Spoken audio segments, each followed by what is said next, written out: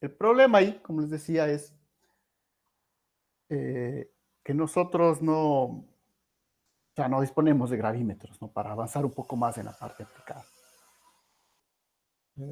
Nos gustaría hacer, o sea, la misma profundidad que hemos hecho con la sísmica, por ejemplo, ¿sí? Poder hacerlo con la gravimetría, poder hacer con las demás técnicas, pero eso también depende de pues, los recursos que contamos, ¿no? Entonces, es justamente la sísmica lo que más podemos desarrollar por el momento. Pero la otra idea, pues, es tener las bases para, en el caso de que poder acceder a esos equipos, tener la base para empezar a trabajar, ¿no? Esa es la idea de un curso de pregrado. Entonces, el concepto siguiente, de todas maneras, que es importante dentro de lo que es el potencial gravitatorio para para, para nuestra formación, es lo que conocemos como el geoide.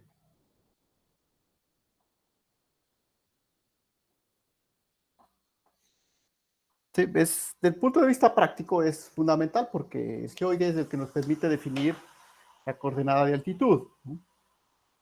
Y generalmente, pues nosotros tenemos la noción básica que siempre la altitud la medimos a través del nivel del mar, pero pues esa es una muy primera aproximación del problema real de medir las altitudes.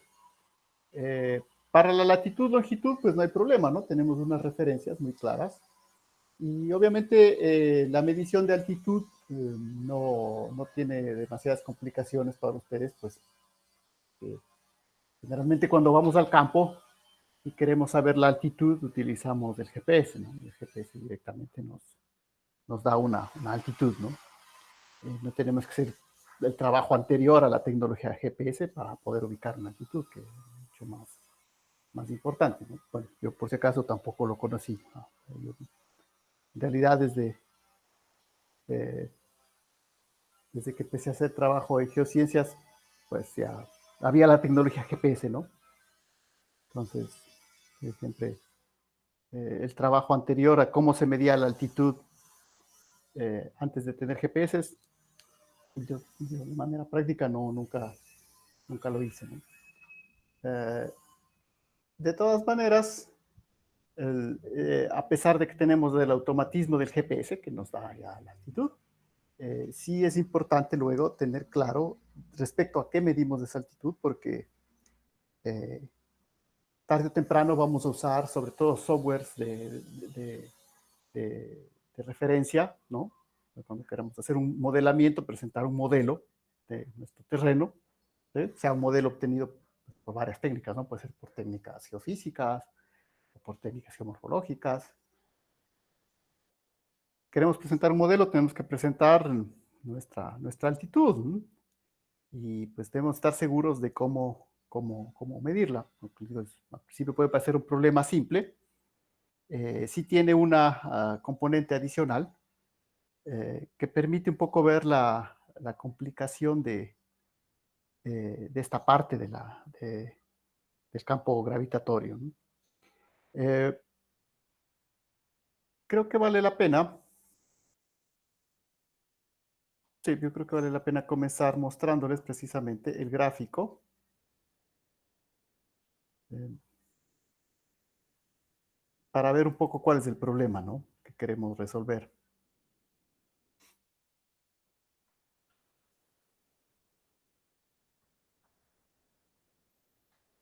A ver, entonces les voy a mostrar la pantalla. Ah,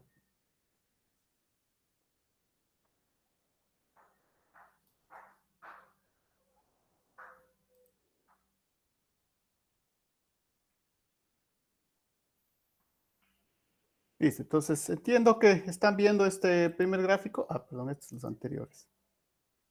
¿Sí? Entonces, aquí es importante, ustedes ven, tenemos estas tres figuras, obviamente la figura fotográfica de la Tierra. Y si ustedes han visto, muchas veces aparece esta figura del geoide, ¿no? Que parece que no es una esfera. Y hay algunas que son más exageradas, en las cuales no parece para nada una esfera, sino parece una roca bien deforme, ¿no?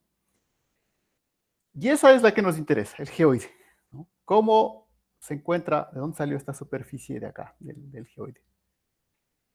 Y la otra, obviamente, es el elipsoide. Entonces, ustedes ven entre la foto de la Tierra y el elipsoide, pues a simple vista parece que no hay ninguna diferencia, ¿no? Pero sí la hay, entonces es importante. Ahora, por ahí han de ver reportajes que dicen, pues, la verdadera forma de la Tierra, no, o sea, la verdadera forma de la Tierra es la que vemos aquí en la fotografía, ¿no? Es una, casi una esfera, ¿no? De hecho, a simple vista es muy difícil distinguir el atachamiento polar, ¿no? A ver que tiene más radio ecuatorial que polar, no es tan evidente, ¿no? Pero esta, como les digo, es una forma de la Tierra, pero en relación al campo gravitatorio, y eso es lo que vamos a ver, ¿no? Y como les digo, no es solamente por ver más temas teóricos de la gravimetría, sino porque tiene una aplicación práctica que es la medición de altitudes, ¿no? Y la otra que es el elipsoide. Entonces, estos conceptos los vamos a ver, a receptar desde un ejercicio que les plantearemos el día de mañana. Entonces, tener presente, ¿no? Que esto es lo que queremos explicar en la clase de hoy. Y tal vez para verlo más detalle, ¿sí? Tengo esta figura, bueno, hay varias, he sacado. ¿Sí? Entonces aquí podemos ver la topografía, ¿sí? Sería, por ejemplo, aquí dice la corteza de la Tierra, el pico de montaña, vemos la topografía. Y luego vemos algunas curvas que podemos trazar. Digamos la más fácil, este esferoide, lo que está en verde. Entonces es la que supone que la Tierra es una esfera perfecta, eh, lo cual obviamente es demasiado aproximado, ¿no? Entonces la esfera no coincide con la superficie del agua, que es la que nos permite medir la altitud, ¿no? Los metros sobre el nivel del mar. ¿Sí? Entonces la línea verde, ¿no? La otra siguiente sería el elipsoide. O sea, como definimos un elipsoide. Entonces, mejoramos un poco el asunto, decimos ya no es una esfera, sino que pues, tiene dos, es un sólido de revolución compuesto por dos radios, ¿no? Un radio polar y un radio ecuatorial. Pues podemos ver, es la línea punteada eh, de color violeta, ¿no? Pero también vemos que el problema es que no sigue necesariamente la superficie de los océanos. Entonces, la superficie que sigue exactamente lo que la superficie libre de los océanos, es esta figura, ¿sí? Es esta línea, en este caso, pues estamos haciendo un corte, esta línea roja, ¿sí? Que es el geoide. ¿Sí? ¿Y cómo hemos obtenido ese geoide? Pues ustedes ven, lo que hacemos es cogemos, como dice aquí, un plomo, una plomada, y la dirección, ¿sí ven? Va a ser directamente hacia el centro de gravedad. ¿Sí? En cambio, si hacemos una perpendicular al elipsoide, ¿sí? Obviamente aquí está un poco exagerado, ¿no? Pero si hacemos la perpendicular al elipsoide, vemos que esto va a ir hacia el centro de masa, ¿no? Nos verán, hay dos conceptos aquí, ¿no? Uno es el centro de masa, otro es el centro de gravedad. La ventaja del geoide es que el geoide sí sigue la superficie libre de los océanos, que es la que nos permite definir lo que sería la altitud, ¿no? Porque bueno, ahí es otra cosa que tenemos que, que, que, ponernos de acuerdo, es que la altitud pues tiene una escala absoluta de medición, ¿no? Igual seguramente habremos podido escuchar que podemos medir el Chimborazo, por ejemplo, desde el centro de la Tierra y tiene una altitud mayor que la del Everest, ¿no?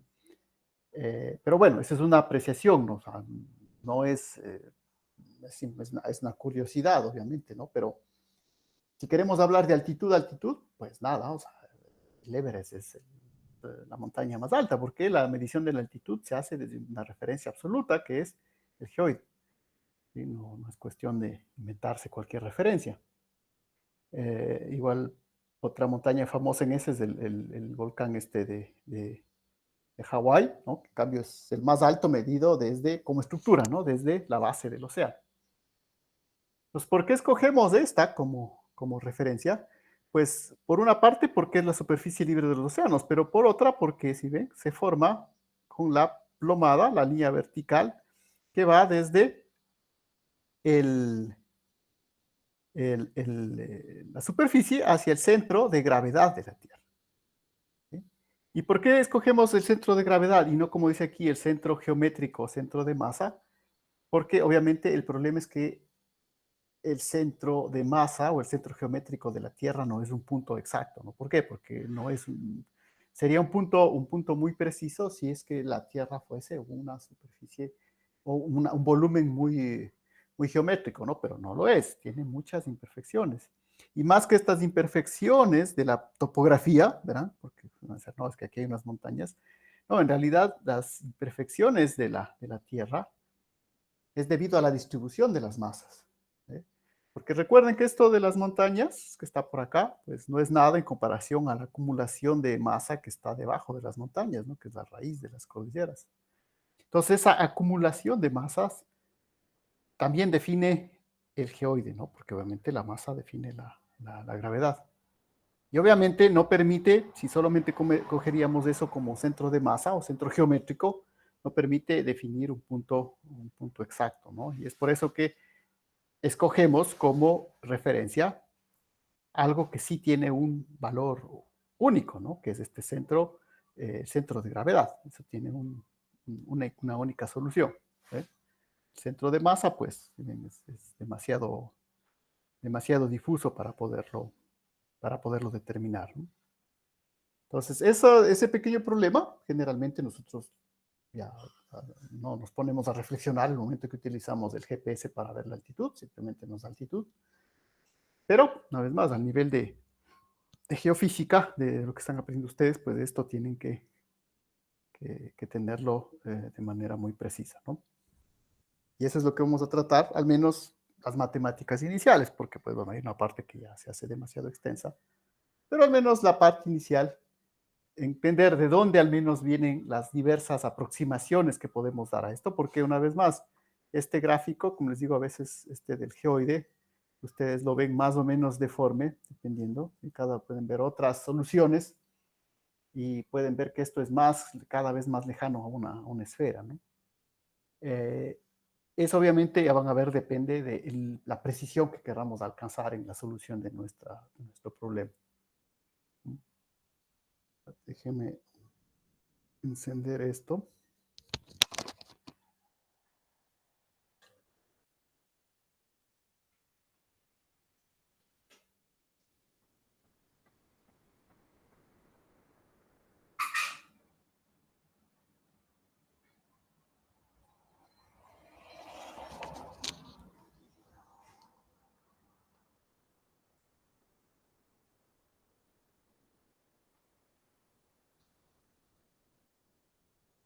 Entonces, para calcular el geoide, vamos a comenzar recordando el potencial gravitacional del que habíamos hablado la clase pasada, pero muy brevemente. Ahora vamos a utilizarlo mucho más. Lo vamos a escribir como, verán, estas fórmulas ya las pusimos, sobre R, y tenemos que agregarle algo más. ¿Sí? Hay un efecto importante que compensa o que perturba la gravitación, que es esto, el potencial centrífugo. Generalmente nosotros entendemos esto como fuerza centrífuga. Hemos dicho que toda fuerza nosotros la podemos poner en función de un potencial. Entonces, escribimos como potenciales. Son las dos componentes que van a intervenir en nuestro potencial. Y para calcular nuestro potencial, bueno, esto obviamente sería, sobre todo sería facilito, si la masa de la Tierra sería uniformemente distribuida con el radio, ¿no? Lo cual no es así. La densidad de la Tierra no es uniforme, hay mucha más densidad hacia el centro que hacia la superficie. Una constatación básica de todos los estudios geológicos. Entonces, esta es una fórmula muy aproximada para calcular. Funcionaría si es que tendríamos una distribución uniforme de masa. Pero como no es una distribución uniforme de masa, tenemos que escribir esto como una integral. ¿Qué vale la integral? La integral de la masa o o el diferencial de masa respecto al radio. Y esto de acá, sí, no hay problema. Ese sí es un valor constante que lo podemos escribir como un medio. Bueno, no constante, sino que lo podemos escribir directamente sin una formulación integral de x cuadrado más y cuadrado, en medio de la velocidad de rotación de la Tierra.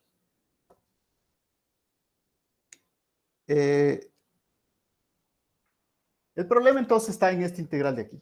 Y ya van a ver que todo el problema de ese integral es el que ocasiona los diversos términos de precisión que yo tenga en el cálculo del geoide y que yo tenga una o dos soluciones o que cada vez se puede investigar mejor y sacar una mejor imagen del geoide, ¿no? Todo viene de este integral, ¿sí? La integral de la distribución de la masa respecto al radio. ¿Cuáles son las variables que tenemos aquí? Pues bueno, vamos a plantearnos nuestro sistema de coordenadas. Esta sería nuestra Tierra. Y aquí vamos a tener algunos puntos. Vamos a tener el punto, que le vamos a llamar el punto B, de coordenadas de X, Y, Z, en el cual yo voy a hacer mi medición de gravedad, ¿no? Que puedo ponerlo en la superficie, más lejos de la superficie. De forma general lo pongo ahí, puede estar acá, donde sea, ¿no? Donde yo voy a hacer mi medición de gravedad. Pues en general lo pongo sobre la superficie. Sobre este punto obviamente va a actuar un punto A, que es donde está la gravedad, que va a tener coordenadas en letras griegas, que es psi cuadrado, psi nomás, perdón, psi, letra psi, eta y zeta, ¿no? Coordenadas. Este punto que es el punto de masa que va a ejercer la atracción gravitacional sobre el punto B. Entonces, como no es distribuido uniformemente, yo tengo que coger un punto en la masa terrestre y luego tendré que hacer toda la integral, ¿no? Sobre todo el volumen. Entonces, con esto, yo tengo algunas distancias que se forman. A esta distancia le voy a llamar ρ, del centro, ¿no? El centro gravitacional, al punto A. Voy a tener esta distancia entre el punto A y B, que le voy a llamar R, por acá, R, que es la distancia del centro que ejerce, el punto que ejerce la gravedad hacia el punto en donde mido la gravedad. Y voy a tener esta distancia, que es la distancia R, mayúscula, del centro de gravedad al punto donde estoy midiendo. Aquí además se me forma un ángulo, que lo voy a llamar gamma.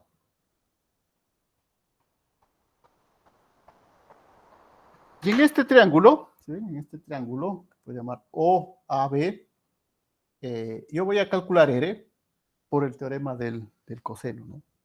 Nada más entender que mis coordenadas, o digamos mi coordenada R mayúscula, ¿no? Simplemente será igual a x cuadrado más y cuadrado más z cuadrado. ¿Sí? Un sistema tridimensional, ¿no? Entonces, el cuadrado de esta distancia es la suma de los cuadrados. Este es el teorema de Pitágoras extendido a 3 dimensiones. Lo mismo para la distancia ρ, será psi cuadrado, eta cuadrado, z cuadrado.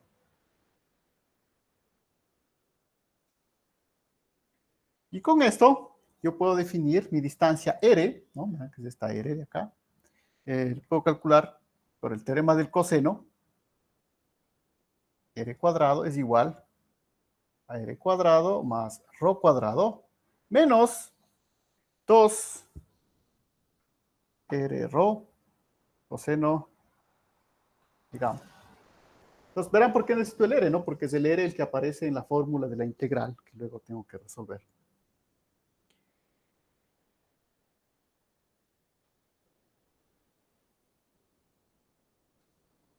Entonces, en realidad, verán que no necesito el r al cuadrado, lo que necesito para hacer la integral, necesito 1 sobre r. Entonces, 1 sobre r. Como es, aquí tengo dos raíces, positiva y negativa, pero como es una distancia, pues siempre voy a coger la positiva. Entonces, 1 sobre r, ¿qué va a ser igual? Va a ser igual a todo esto. R rho coseno gamma a la menos 1/2, ¿no? Es el inverso.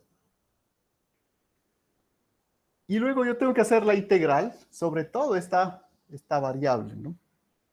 Entonces, aquí viene la aplicación o un poco las matemáticas que queremos que ustedes recuerden o busquen o se den cuenta. El problema es que yo para hacer esta integral tengo que integrar sobre todo esto, si ven que es una cantidad elevada a la menos 1/2, lo cual no es una integral analítica que yo pueda resolver. Así, bueno, puedo pasar a la integración numérica. Antes de pasar a la integración numérica, yo siempre tengo que tratar de simplificar al máximo el problema, ¿sí? Porque esa es la cuestión, ¿no? Actualmente tenemos muchos softwares para hacer la integración numérica, entonces tenemos una integral muy complicada, probamos ahí en MATLAB o en matemática a ver qué nos da, pero eso no raramente es la solución, ¿no? La solución es, antes de pasar a tratar de integrar todo esto, ¿no?, simplificar un poco el problema. ¿Cómo se puede simplificar el problema? Pues aplicando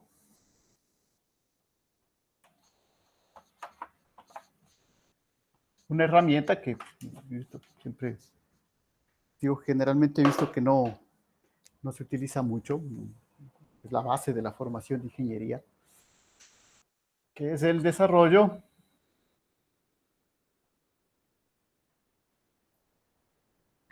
en serie de potencias, o la famosa serie de Taylor, ¿no? Entonces, esa es la idea. Esto no lo voy a poder integrar analíticamente. Lo que voy a tratar es de simplificar el problema desarrollando esto en series de Taylor y luego integrando cada miembro de la serie. Obviamente, la serie de Taylor es una serie infinita, ¿no? La ventaja de que esto es una función que me va a dar una serie convergente, entonces sí puedo aplicarlo. Recuerden que serie convergente, pues simplemente cuando yo cojo un término de mayor orden va a ser más pequeño que el menor orden. Entonces yo siempre puedo mejorar mi exactitud de mi integral. Aquí obviamente lo que no va a resultar es en un valor exacto, ¿no? Yo siempre voy a poder estar mejorando mi exactitud de mi solución cogiendo más términos. Y es por eso que ustedes van a ver que en general la forma del geoide o la ecuación del geoide es 1, que tiene infinitos términos, y dependiendo de la precisión que yo quiera, pues yo voy a cortar esa integral en algún punto, ¿no? Pues vamos a ver que en nuestro caso, pues solo vamos a coger los términos de orden hasta orden 2, que es más que suficiente para las aplicaciones usuales, pero dependiendo de la precisión que ustedes necesiten en la medición, porque luego esto también verán que va a formar parte de la gravimetría. Es decir, cuando voy a hacer experimentos de gravimetría, yo necesito tener un valor, conocer el valor preciso de la gravedad en la zona en la que estoy haciendo la medición, que no es obviamente el 9.8 que utilizamos en la física básica, ¿no? Es un valor muy estándar.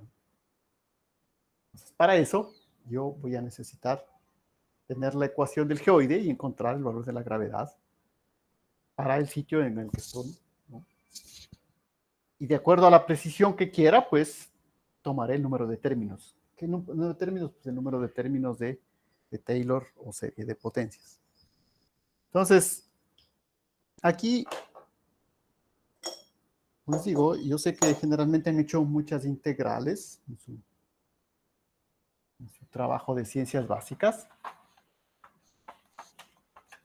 Entonces, la parte en sí de la integral no nos vamos a demorar porque también es bastante extensa, ¿no? Por si acaso, en hacer la integral. Pero sí vale la pena recordar un poco la parte de la serie de Taylor, ¿no? Porque, de la serie de potencias. Porque es una herramienta que, como digo, yo he visto que no la han trabajado mucho, pero es el momento. Entonces, para eso, pues, simplemente nos recordamos que una función f de x, yo la puedo representar como la suma, pues, de infinitos términos de la derivada enésima evaluada en 0 sobre n factorial x a la n. El desarrollo de Taylor. ¿Y cuál es mi función que voy a utilizar? Entonces, obviamente, recuerdan que lo que necesito es 1 sobre r. Pero como está escrita ahí, no me resulta tan efectiva. Entonces, lo que voy a hacer yo es reescribir. Entonces, voy a reescribir 1 sobre r. Lo que puedo sacar aquí, ustedes pueden ver, es como puedo sacar como un factor común el rho. Entonces, yo puedo sacar de la siguiente manera. Rho cuadrado que multiplica más 1 menos 2 r rho coseno de gamma. ¿Por qué saco de esa manera? Porque esta es la densidad, ¿no? ¿Sí ven? Entonces necesito ponerle un lado. Pues bien, aquí lo único que vuelvo a multiplicar, voy a obtener otra vez el 1 sobre r. Aquí lo único que he hecho es escribir el rho cuadrado de tal manera que ahora le puedo separar con la raíz. Me va a quedar rho a la menos 1. Por lo tanto, el 1 sobre r me va a quedar 1 sobre rho. Y me queda 1 más lo que está acá.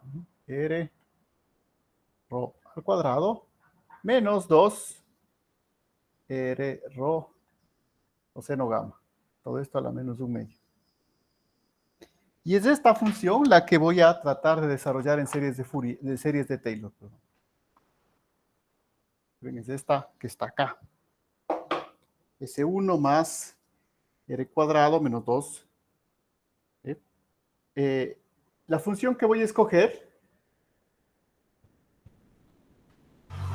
mi f de x, va a ser de la forma 1 más x elevado a la menos 1/2. Esta es la que yo voy a tratar de desarrollar. Este es el 1 y todo esto de acá es la x. Entonces necesito esa función en serie de Taylor. Para eso recuerden que tengo que hacer, pues tengo que hacer las derivadas. Son infinitas derivadas, ¿no? Obviamente no voy a hacer todas, voy a escoger, o simplemente para acordarme, voy a cogerme algunas, f' de x. Entonces la derivada de esto, menos 1/2 de 1 más x a la menos 3/2, ¿no? ¿verdad? Derivada. La derivada segunda, vuelvo a derivar esto, menos por menos más, 3 cuartos, 1 más x, a la menos 3/2 menos 2/2 menos 5/2.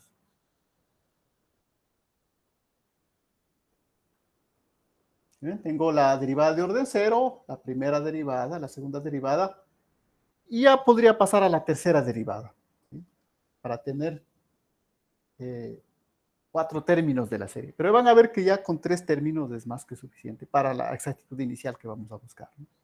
Entonces, solo veamos hasta la segunda derivada. ¿Qué más necesitamos? Ahora necesitamos evaluar, ¿sí? Porque necesitamos esto evaluado en 0, ¿no es cierto? Entonces, vean que esto es en x. Entonces, si quieren, f evaluado en 0, ¿qué tengo que hacer? Pues simplemente reemplazo x por 0. ¿Sí? Entonces, ¿qué me va a quedar? 1 más 0, 1 cualquier cosa, 1. f' evaluada en 0, reemplazo 1 más 0, me queda 1 menos 1/2.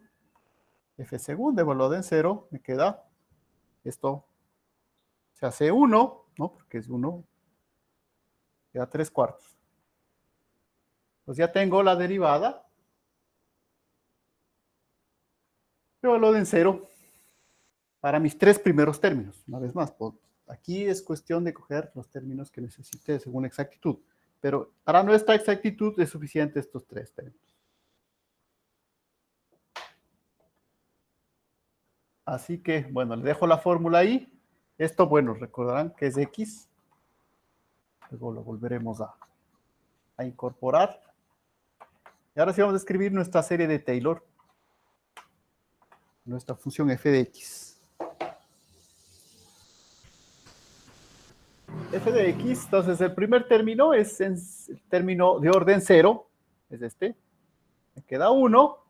Aquí verán que es 0 factorial. Entonces 0 factorial es 1. X elevado a la 0. ¿Sí? Más este término, que me da menos un medio. Aquí me queda 1 factorial. 1 factorial es 1 también. Aquí me queda x elevado a la 1. Más 3 cuartos, esta es la derivada segunda evaluada en 0, por, aquí me queda, ya estoy en 2 factorial. 2 factorial es 1 por 2. Entonces 2, y aquí x elevado a la 2. Y los siguientes términos serán en x al cubo. ¿Sí? Que ya no los voy a escribir. Entonces, esto les digo, la desarrollo en series de Taylor es una de las herramientas de series de potencias. El desarrollo en serie de potencias es una de las herramientas básicas de la solución de problemas prácticos en ingeniería, ¿no? Porque digo, generalmente las integrales analíticas son las que se resuelven cuando estamos en las clases, ¿no? Ya en la vida práctica es medio difícil caer sobre una integral analítica, ¿no? Una de las técnicas para atacar esas integrales es precisamente desarrollar en serie de potencias para después ponerse a integrar. Entonces, ven, aquí tengo infinitos términos, ¿no? Yo puedo coger el término siguiente, siguiente, los que yo quiera. Por eso, les digo, van a ver que la solución del geoide es una solución aproximada en términos que yo puedo seguir agregando según la exactitud que yo necesite. Como les digo, generalmente en nuestras la precisión de las cosas que hacemos, a ver que es suficiente hasta ahí, ¿no? Que recordarán que es x, ¿no? X es toda una forma que al elevar al cuadrado, y van a ver que me quedan unos términos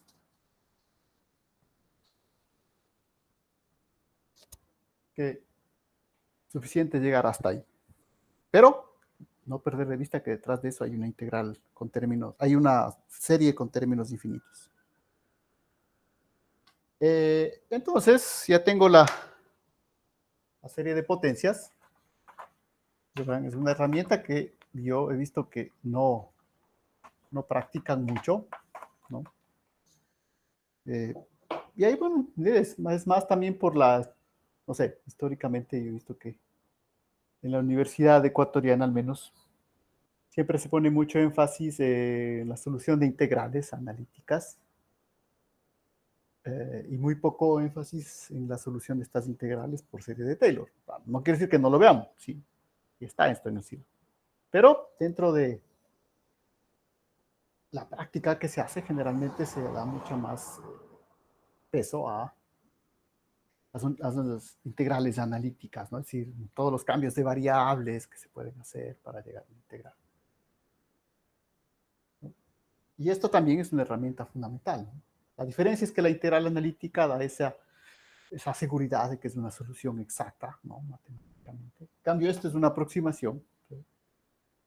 Una cuestión práctica. La otra, pero ahí es la diferencia, ¿no? Porque es la diferencia entre verlo desde las matemáticas o verlo desde la ingeniería o la física, ¿no?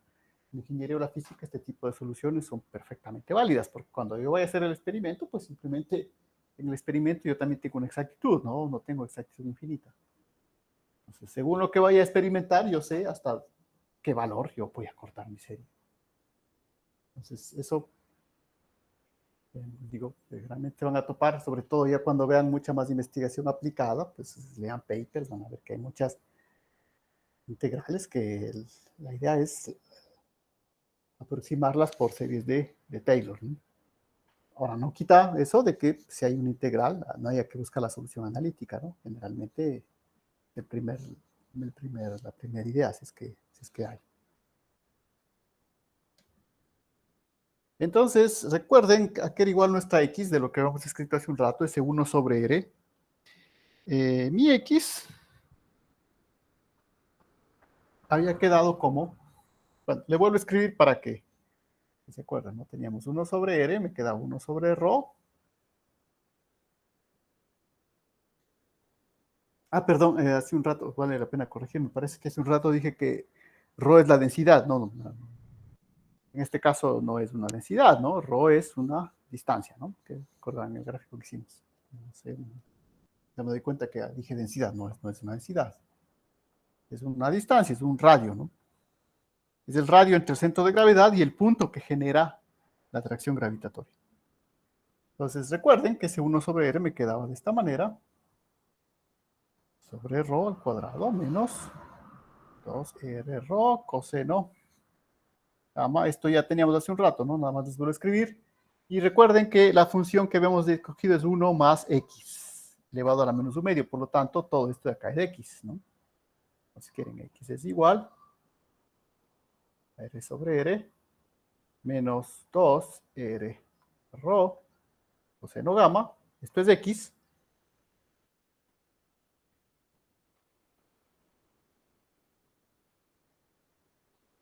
Y bueno, y acá en la serie infinita, ustedes, bueno, aquí me va a quedar x a la 0, esto es 1. Aquí me queda x, ya tengo. Pero acá necesito x al cuadrado. Entonces necesito calcular x al cuadrado.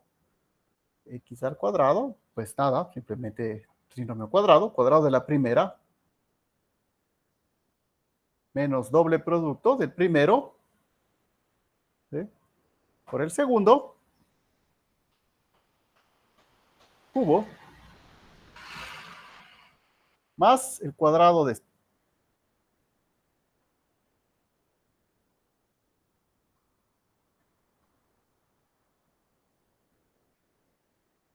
Y aquí ustedes pueden ya ver por qué no hacía falta coger más términos. Recuerden que tenemos R sobre rho.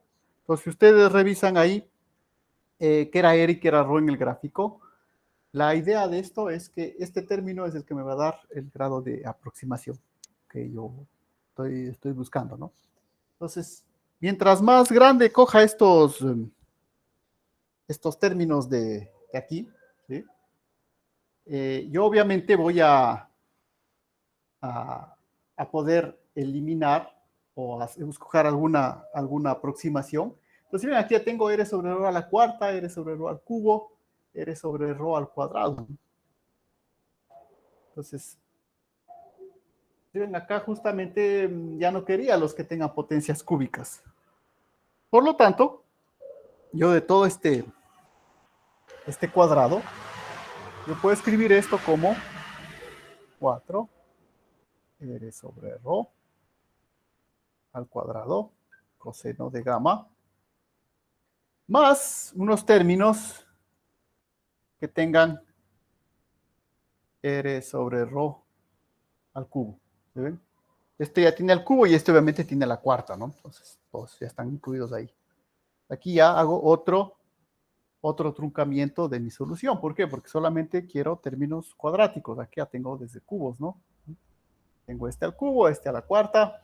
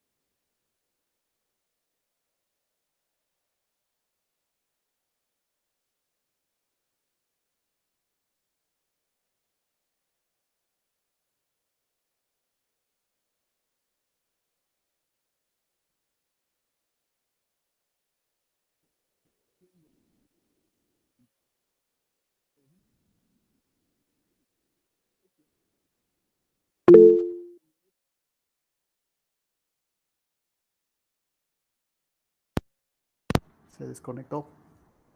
¿Se escucha ahí? Ah, ok. Sí, estaba desconectado. ¿Ven? Si no me dicen. Si el momento de moverse a veces esto se desconecta.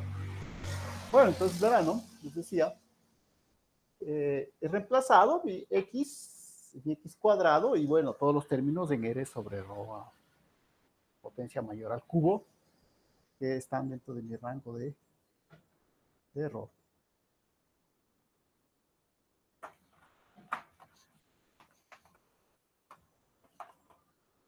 Ahora verán que esto era f de x, ¿no? Todavía no es la integral que quiero resolver, pero bueno, conviene primero simplificar un poco esto. Aquí puedo hacer esta multiplicación, ¿no? Me queda 1/2 de r sobre rho al cuadrado, menos con menos más, r sobre rho coseno de gamma, ¿sí? Más, aquí me quedaría 3/2, ¿no? 4 con el 8. Por aquí me falta, ¿no? Verán que ahí, al poner el cuadrado aquí falta, ¿no? ¿Verán? Aquí falta esta cosa que está. Aquí falta porque el cuadrado era 4, todo esto, pero falta un coseno, por si acaso. Un coseno de gamma. Verán, faltaba ahí, término cuadrático. Entonces me queda 3/2 de r sobre rho al cuadrado, coseno gamma. Y verán que esto siempre hay que ponerlo, ¿no? Siempre hay que indicar el orden de la aproximación que estoy haciendo, ¿no? Entonces, más todos los términos en orden cubo que tengo ahí. Ahí hay algunas cosas que puedo simplificar, ¿sí ven? Tengo este término. Aquí nada más tengo una duda. En el término de orden 1.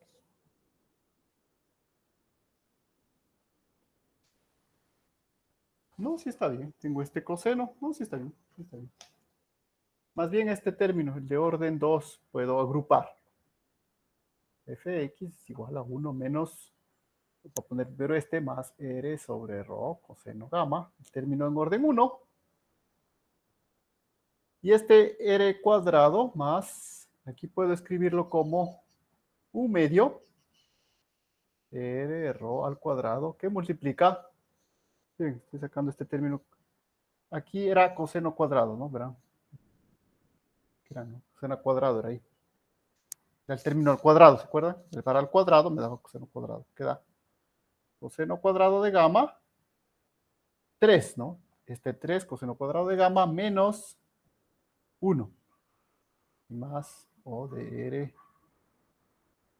todos los términos cúbicos. Y creo que estábamos hasta ahí, ¿no?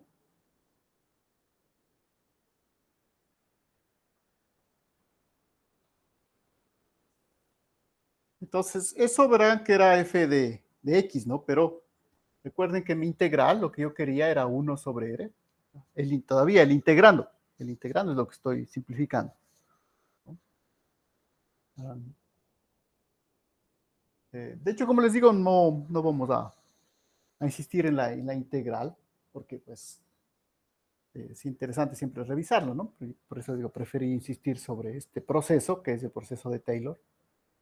La integral, pues siempre la pueden revisar, ¿no? El 1 sobre r, entonces recuerden, me quedaba hace un rato que lo que escribí era 1 sobre rho, y aquí era 1 más x todo a la menos 1/2, ¿no? Esta era la función. Entonces, este 1 más x todo a la menos 1/2 es la función f de x, entonces voy a reemplazar por lo de acá.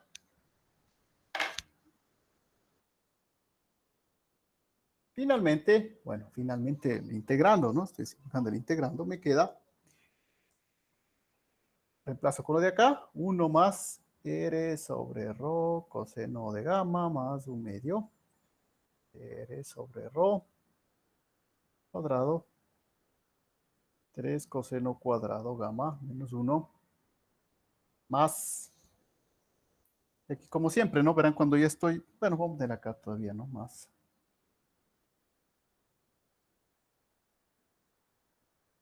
Pues ahora sí tengo el integrando, finalmente, después de mi proceso de desarrollo en series de Taylor, en series de potencias, en los cuales me he quedado hasta el término cuadrático, ¿no? Obviamente recordando la, la precisión que necesito, ¿no? Obviamente, para que esta precisión sea real, obviamente, ¿qué necesito? Necesito que este término sea menor que 1, ¿no?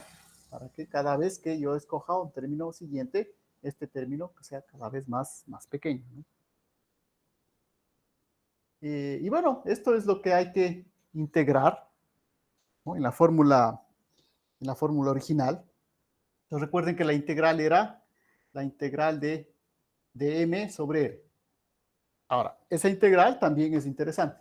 Ahí sí nos vamos a saltar, como siempre, una buena parte del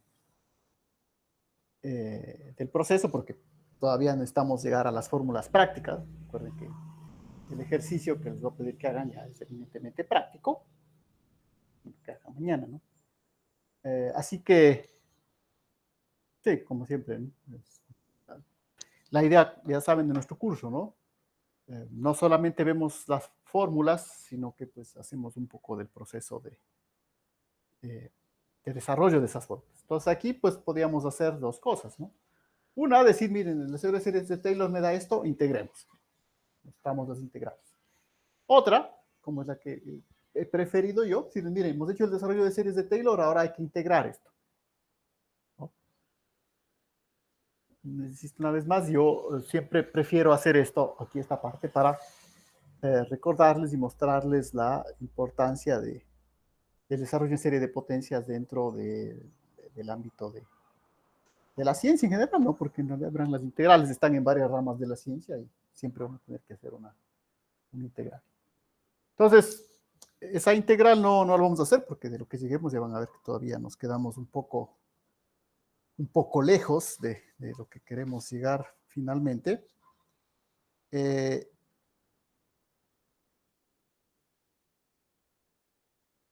Ahora, ¿cuántos pasos podemos avanzar ahí sobre esa integral? Bueno, ahí tenemos algunas posibilidades, ¿no? De hecho, bueno, la primera cuestión es que para hacer esta integral tenemos que hacer un cambio de sistema de coordenadas, trabajar, por ejemplo, en coordenadas esféricas, que serán mucho más efectivas,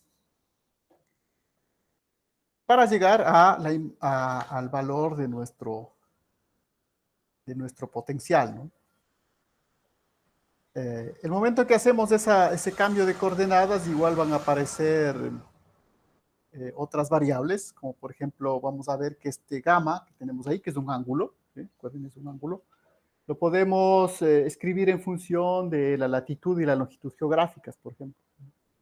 Podemos tener ese, esa expresión, ¿no? Que nos puede ayudar para no trabajar simplemente con ese ángulo gamma, sino con el ángulo que representa la latitud. Es básicamente el ángulo que es el que va a influenciar nuestras fórmulas, ¿no? Y una vez que tengamos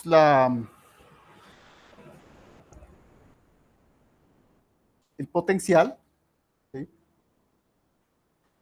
Nosotros podemos igualar ese potencial a una constante, ¿sí? Ahora, ¿cuál es esa constante? Precisamente es la idea de que el océano, al ser una superficie libre, va a seguir esa línea equipotencial, ¿no?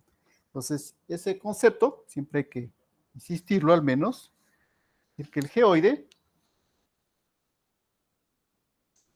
les vale la pena escribir al menos la primera parte, ¿no? O sea, después de integrar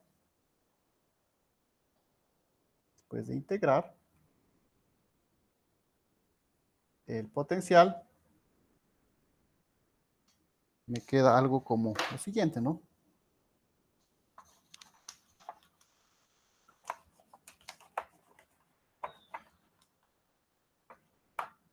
Les digo, aquí me estoy saltando una buena cantidad de pasos, pero bueno, eso les voy a mostrar igual la referencia para que puedan ver los pasos que faltan aquí. El potencial me va a quedar algo como lo siguiente, ¿no? Km Rho, 1 más, y aquí van a aparecer unas constantes de integración, ¿no? Sea 1 menos 3 seno cuadrado de phi prima, entonces verán, ¿no? Esto, 2 rho cuadrado m más cuadrado, aquí va el cubo, 2km coseno cuadrado phi prima. Y ven ahí algunas constantes, ¿no? K, M, bueno, M es la masa de la Tierra, pero están K, C, A, dos constantes, tres constantes, ¿no? K, C, A. Entonces, ¿de dónde van a salir esas constantes para encontrar mi equipotencial, ¿no? Entonces, igualamos a un potencial constante, equipotencial,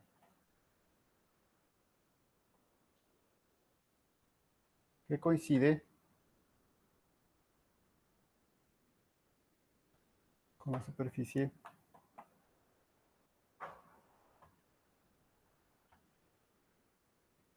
entonces, es la idea de por qué nosotros decimos nivel del mar, ¿no? La idea es que nosotros vamos a coger la superficie equipotencial que se iguala con un líquido, pues porque es el líquido el que va a tomar la superficie equipotencial. Las montañas, pues no, van a seguir teniendo sus formas irregulares, pero en cambio el líquido se va a igualar a la superficie equipotencial y a través de esa igualación a la superficie equipotencial vamos a obtener lo que se conoce como el geoide, ¿no? Entonces, si ustedes quieren, siempre tenemos que tener claro qué es el geoide. El geoide es la superficie que hemos obtenido al igualar el potencial gravitatorio a la superficie libre de los océanos. Obviamente, la idea es que si ven, la forma del potencial gravitatorio incluye también el término de eh, la fuerza centrífuga, ¿no es cierto? Entonces también está incluido ese término ahí. Así que eh, nosotros podemos, a partir de este potencial gravitatorio, calcular todas las demás, porque esta es la parte teórica. El potencial en sí no nos sirve. Lo que nos sirve después es la gravedad, bueno, la aceleración de la gravedad. Y también podemos aproximar un radio del geoide. ¿Por qué? Porque una vez más verán que esto está ya truncado aquí, ¿no? Esto tiene más términos. Eso ya le he borrado en la truncatura, ¿no? Pero ahí puedo coger más y más términos cada vez. Entonces, eh, yo con esto ya puedo encontrar mi gravedad. Obviamente, primero determinando esas constantes, ¿no? K, C, A. M es la masa de la Tierra, ¿no? El phi prima es la latitud. Pues eso vale pena mostrarlo. Pero, pues, como digo, la idea es poco que vean de dónde sale ese geoide. ¿Qué es el geoide? Entonces, pues ya es un concepto que para ustedes tiene que estar muy claro. Digo, es una superficie equipotencial gravitatoria o de potencial gravitatorio constante, como ustedes quieran llamarle. Generalmente la definición más simple, digamos, las palabras más simples serían esas, ¿no? Potencial gravitatorio, una superficie de potencial gravitatorio constante que coincide con la superficie de los océanos. Y por lo que habíamos hablado antes, es la que nos sirve para medir o nos sirve como referencia de la medición de la altitud, ¿no? Esos metros sobre el nivel del mar, que son lo que usamos en el lenguaje coloquial, en realidad son metros sobre el geoide. Entonces, eso es importante siempre tenerlo claro, ¿no? Es que la altitud se mide desde el geoide, no hay más. Lo repito, es siempre una curiosidad interesante que podemos hablar, decir, Chimborazo medido desde la Tierra, desde el centro de la Tierra, tiene, ya no olvidé exactamente cuánto, pero no son unos pocos cientos de metros, ¿no? De diferencia que tiene Chimborazo, más que el Everest medido desde el geoide. O, por ejemplo, este volcán hawaiano que medido desde la base del océano tiene más de 7.000 metros, ¿no? Podría considerarse mucho más alto que los otros dos, ¿no? Pero entonces, sí, son curiosidades, es interesante, pero el momento de hablar de alturas no hay de dónde, no se puede negociar ahí, ¿no? O sea, la altura se mide desde el geoide, punto, no hay otra solución. Las otras, pues bueno, son diferencias interesantes que siempre vale la pena resaltar. De hecho, recuerden que habíamos resaltado mucho el Chimborazo en la clase anterior, ¿no? Como a partir de la atracción gravitatoria del Chimborazo es que inició todo esto, ¿no? O sea, a partir de las medidas de Hooger se despertó el conocimiento de toda esta cuestión gravitatoria y luego toda la geofísica en sí, ¿no? Entonces, eso también es importante porque yo he visto muchas veces que el conocimiento sobre que el Chimborazo tiene más metros que el Everest medido desde el centro de la Tierra es muy común. Pero, por ejemplo, que el Chimborazo fue el sitio donde se hizo la primera medida de la anomalía de Bouguer y dio origen a la gravimetría y a la geofísica. Sí, cuando hago esa consulta, mucha gente no tiene muy claro, ¿no? Es un hecho interesante e importante de resaltar, sobre todo cuando se trata de resaltar el patrimonio geológico, ¿no? O la misión de los geoparques, ¿no? De mostrar esos detalles. Entonces, esa sería la definición del geoide. Como les digo, a partir del geoide, nosotros, a partir del potencial, podemos obtener las demás variables. Igual, no es tan evidente, o sea, no es tan simple, pero por ejemplo, podemos obtener la gravedad derivando el potencial respecto a el ρ, ¿verdad? El ρ era esa distancia, ¿recuerdan? Entre el punto hacia el punto en el que yo me encontraba, ¿no? Entonces ese ρ es el que me va a definir la gravedad en el punto en el que yo estoy, ¿no? El punto X, Y, Z, hay que cogerlo con signo negativo, ¿no? Y esto me va a quedar, obviamente no voy a hacer la derivada, pero para más o menos tener la forma, la expresión de la gravedad me queda de la siguiente manera: 1 más beta seno cuadrado de phi.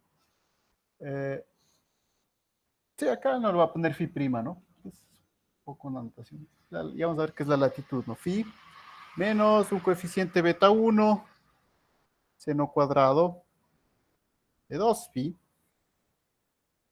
más beta 2 coseno cuadrado de phi coseno de 2 lambda menos infinitos términos, ¿no? Yo puedo escoger la cantidad de términos que quiera. Recuerden entonces, este phi es la latitud y lambda es la longitud. SB de ahí, o sea, ese beta es una constante, que en realidad es una combinación de las otras constantes que están por ahí arriba. Pero más que el valor en sí, es darme cuenta de qué depende la gravedad. En realidad la gravedad depende de mi posición geográfica, de la latitud, ¿sí? El seno cuadrado de la latitud, el seno cuadrado de 2 veces la latitud, de acá el coseno cuadrado de la latitud por el coseno de 2 veces la longitud. Obviamente esta es una medición, digamos, estándar de la gravedad, ¿no? Ya luego la gravedad puede verse afectada mucho por las condiciones exactas de donde esté, pero esas ya son precisamente las perturbaciones que voy a tratar de medir con la anomalía de Bouguer. Pero para conocer el estándar, pues yo utilizaría esta fórmula de acá. Y no sé si ustedes se dan cuenta, pero bueno, este término ya es muy pequeño, ¿no? Generalmente estos dos son los que utiliza. Entonces, si ven, phi es la latitud. Nosotros en el Ecuador, ¿a qué latitud estamos? O sea, me refiero a la línea ecuatorial. Estamos a latitud 0, ¿no es cierto? Por lo tanto, el seno de 0 es 0, seno de 0 es 0. Si solo consideramos estos términos, la gravedad va a ser igual a la gravedad estándar, ¿no? Al 9.78. Y de ahí, según nos movamos en latitud y longitud, va a cambiar el el valor que nosotros obtengamos, ¿no? Entonces, obviamente, nosotros en la latitud 0, porque es el seno de 0, 0, el seno de 0, 0, la gravedad es la gravedad estándar y de ahí cambia en función de la posición geográfica en donde nos encontremos. Entonces, pues podría ser un primer ejercicio que podríamos plantearnos, por ejemplo, determinar los valores de gravedad, ¿no? Utilizando esta fórmula, ¿no? Por ejemplo, el valor estándar, les voy a leer, el GS que está ahí es 9.780033. El valor de beta es 0.005, ¿no? Y ya el valor de beta 1 es 0.000,023,462. Y así puedo seguir cogiendo cada vez términos más pequeños, ¿no? Esa sería un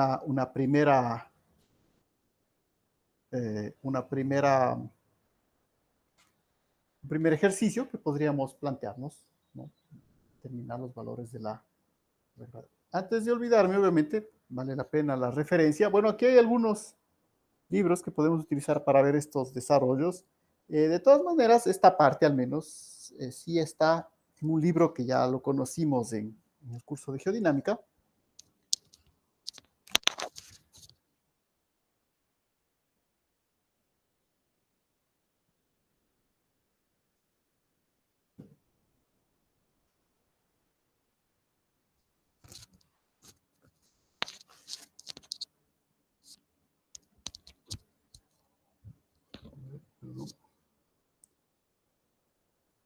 Sí, si quieren ver este desarrollo, poco, como les he mostrado, aunque tal como yo les mostré, lo vi de otro libro que no les puedo mostrar ahorita porque no lo tengo, está en la oficina y como les estaba explicando al inicio, ya estamos ahorita prohibidos de regresar por el momento a las oficinas. Así que yo justo pensaba traerles ese libro para mostrarles. Obviamente está los libros de la biblioteca. Pero bueno, la otra parte y sobre todo las constantes y los valores que vamos a necesitar para el deber que van a hacer mañana. Porque, como siempre, ¿no? Entre tal vez las letras que se ve aquí no se ve muy claro, quieren estar más exactos. Entonces es el libro de Turco y Schubert, ¿no? De que utilizamos ya en geodinámica. Pues bueno, esta es una parte que sería la continuación de la parte de eh, ¿se acuerdan que hicimos de isostasia, no? Entonces, estas ecuaciones, por si acaso, si ven, están acá, ¿no? Está a partir de la página, por si acaso, en la página 236, ¿no? De referencia. Ahí está ya, por ejemplo, estos valores de estas constantes. Por ejemplo, yo les voy a escribir C menos A tiene otro valor. Y yo puedo escribir de una manera un poco más compacta, ¿no? Esas constantes que están ahí. Para la gravedad, si quisiéramos. De hecho, hay unos ejercicios para la determinación de la aceleración de la gravedad. Pero, no sé, me parece más desde el punto de vista práctico, más que para la gravedad, como no tenemos un gravímetro sobre el cual experimentar, pero en cambio sí podemos ver un poco lo que es altitudes, ¿no? Eso sí tenemos más facilidad, porque GPS sí tenemos, entonces podemos ir a hacer esa comprobación, ¿no? Entonces, por eso que el deber para mañana les iba a mencionar más bien a partir de la altitud. ¿Sí? ¿Cómo cambia la altitud? Si yo tomo la altitud, entonces verán, ¿no? Si queremos ver más de estas constantes, no las vamos a ver en este momento. Podríamos, pero no nos va a interesar tanto. Lo que nos interesaría es definir el radio del geoide. Obviamente este va a ser un radio en una primera aproximación, ¿no? Verán que esto tiene infinitos términos, yo voy a cortar en algún momento y con eso voy a tener una primera aproximación para mi geoide. ¿Ah? Luego, obviamente, según los términos que tome, pues pueden ver, hay varias imágenes ahí que van mejorando cada vez la distribución, la sección del geoide. porque nosotros hemos hecho una distribución estándar, pero hay sí, pues, partes de la Tierra donde hay más concentración de masa, entonces hay que también tomar esos detalles y tener otras soluciones, ¿no? Pero de todas maneras, eso también vale la pena, ¿no? Siempre que vean esas imágenes del geoide, verán que son imágenes que son exageradas, ¿no? O sea, no es esa la forma de la Tierra, es la forma del geoide. ¿Sí? Entonces, para ustedes ya debe estar claro que es el geoide, una superficie equipotencial. Pero bueno, siempre los medios para vender un poco el asunto, dicen, ¿no? Nueva forma de la Tierra.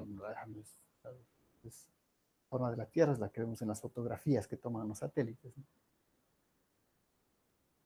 Pero la idea es que, como les digo, todas esas nuevas aportes que se hacen son poner más términos a la solución, ¿no?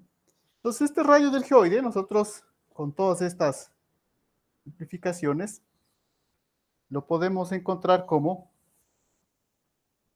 voy a ponerle R0, una constante A, y aquí lo que nos va a interesar es las constantes, 1 menos 3 medios de J2. Obviamente estas constantes J salieron de las otras constantes que teníamos por allá.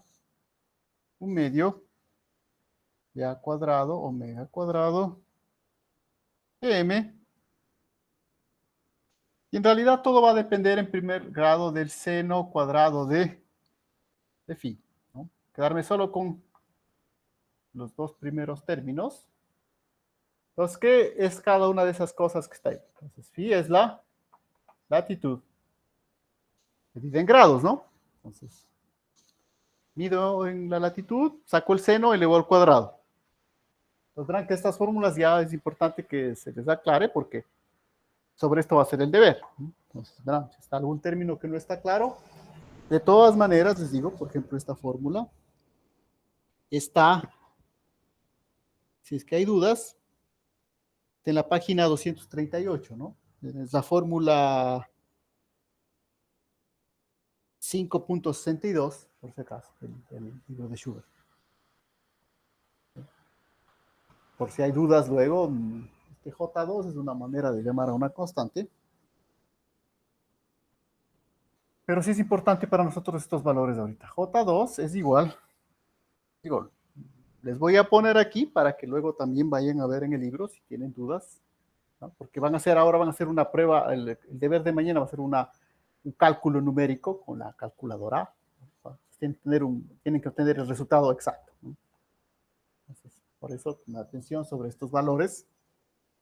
Voy a poner todo el valor aquí, 0,82, 62, 65 punto, y es a la menos 3.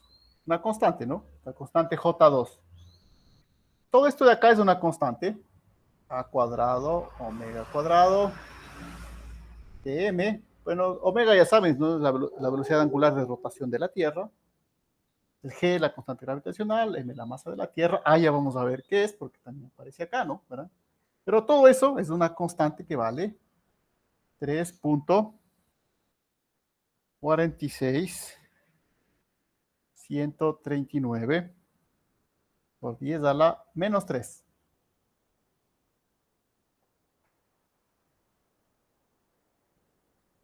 Y el A, obviamente, es el radio promedio, ¿no? El radio ecuatorial promedio de la Tierra, que vale en kilómetros 6.378.137 kilómetros. El radio promedio ecuatorial, ¿no? Entonces, si ven dado lo único que tengo que hacer es la latitud. De acuerdo a la latitud, verán, una vez más, insisto, esta es una primera aproximación, ahí hay infinitos términos. Para nuestra primera aproximación vamos a cortar los dos primeros términos. Lo único que necesitamos aquí es poner la latitud. Ponemos la latitud y obtenemos el valor del radio del geoide en ese punto, ¿no? Donde querramos hacer el ejercicio, ¿no?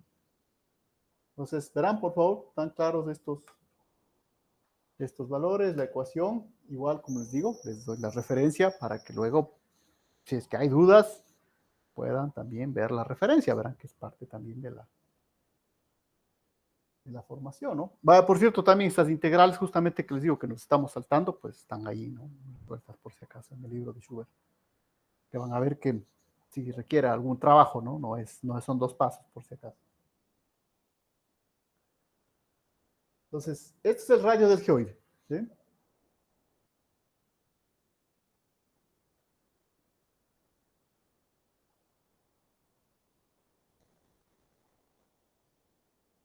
Entonces, ¿cómo a partir del radio del geoide nosotros determinaríamos la altitud? Pues obviamente necesitamos digamos, la,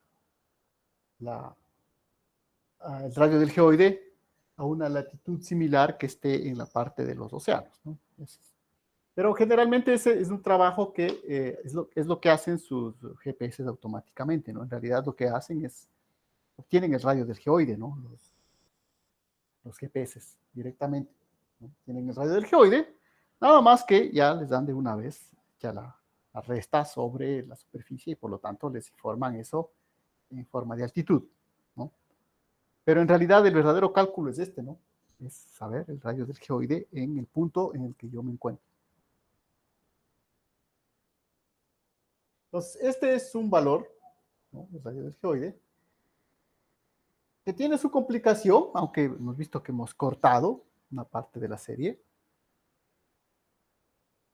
Si quiero más precisión, tendré que agregar más términos, pero generalmente para los trabajos una vez más que hacemos es más que suficiente.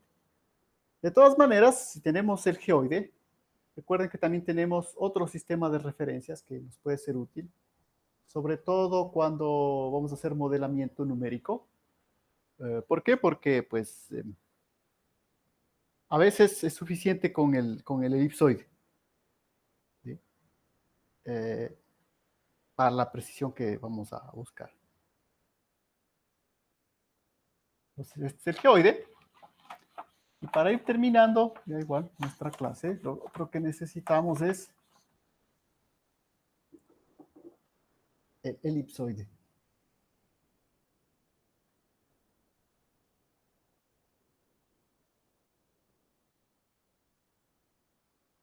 Entonces, esto obviamente es una simplificación muy grande, habíamos visto al inicio sobre los dibujos, ¿se acuerdan?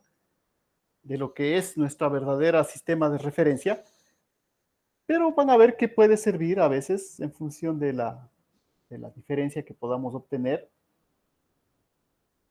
y sobre todo van a ver que depende, como depende mucho de la latitud, cuando hacemos otros trabajos en la zona en la que estamos, actualmente muy cerca de la latitud cero, pues la diferencia es muy, muy pequeña, ¿no?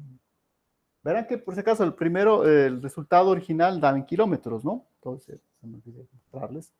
La única unidad ahí es el A, ¿no? Que está en kilómetros. El resto es una constante, pues perdón, es una variable dimensional, no tiene unidades, ¿no? Tendremos en kilómetros. Pero ya vamos a ver cuando hagan el ejercicio que pues es mucho, mucho menor que un kilómetro. En realidad, la diferencia entre el elipsoide y el geoide está en el orden de las máximo 100 metros. Obviamente, si estamos hablando de la altitud de una cordillera, así para trabajos de todo, a nivel de la Tierra global, a 100 metros no va a haber mucha diferencia, pero si ya queremos cuestiones precisas como encontrar la posición de un yacimiento, ¿no?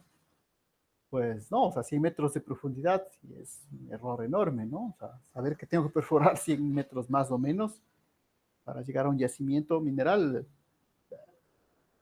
10 metros ya es una diferencia enorme, ¿no? Por 100. Entonces sí necesitamos siempre referirnos al geoide. Una vez más, eso los aparatos de medición lo hacen automáticamente. Pero tarde o temprano, si ustedes van a hacer, por ejemplo, modelamiento numérico, van a ver que escribir la ecuación del geoide es complicado, entonces a veces es más fácil el esferoide, perdón, el elipsoide, porque el esferoide es definitivamente demasiado,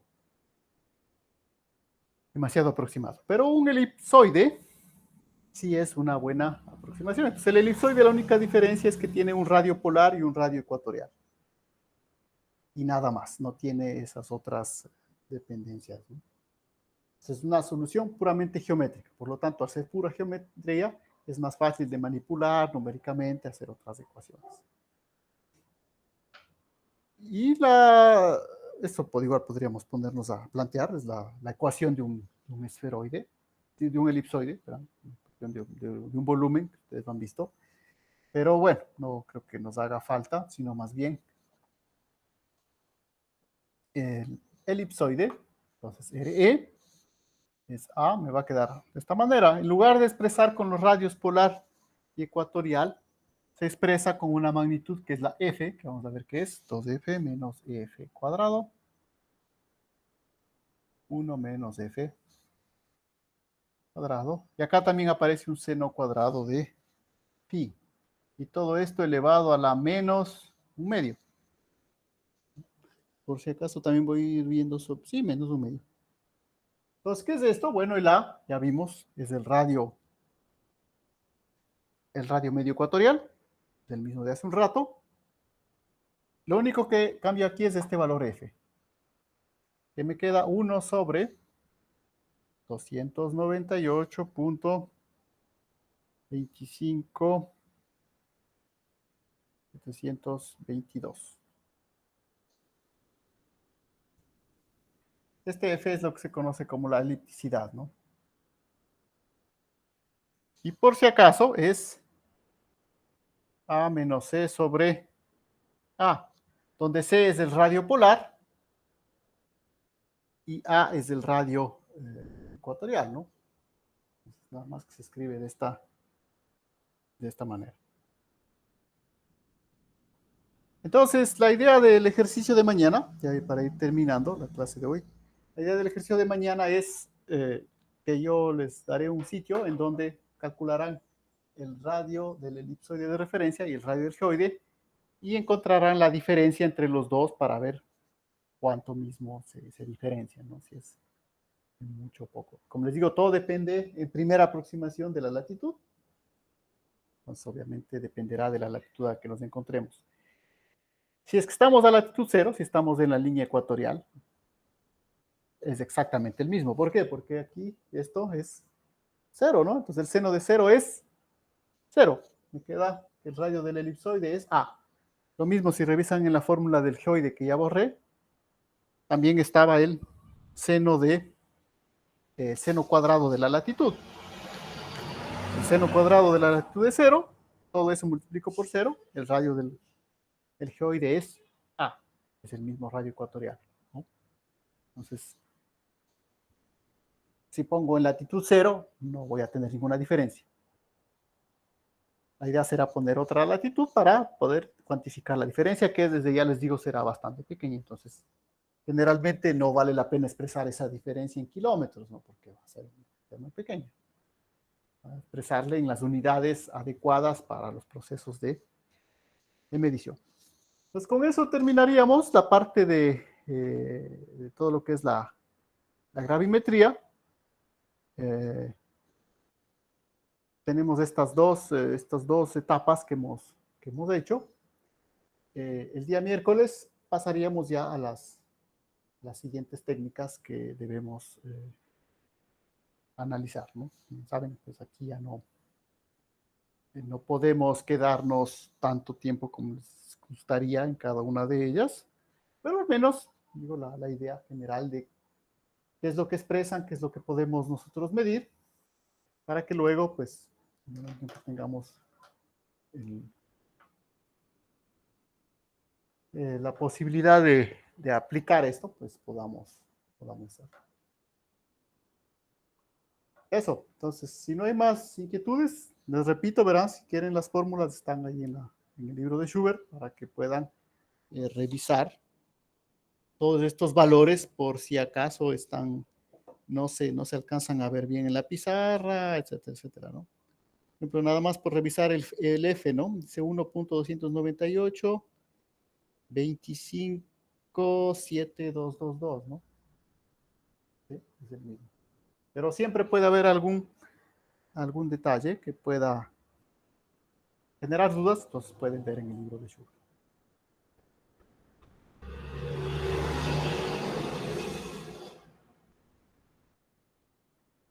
Ok, entonces no hay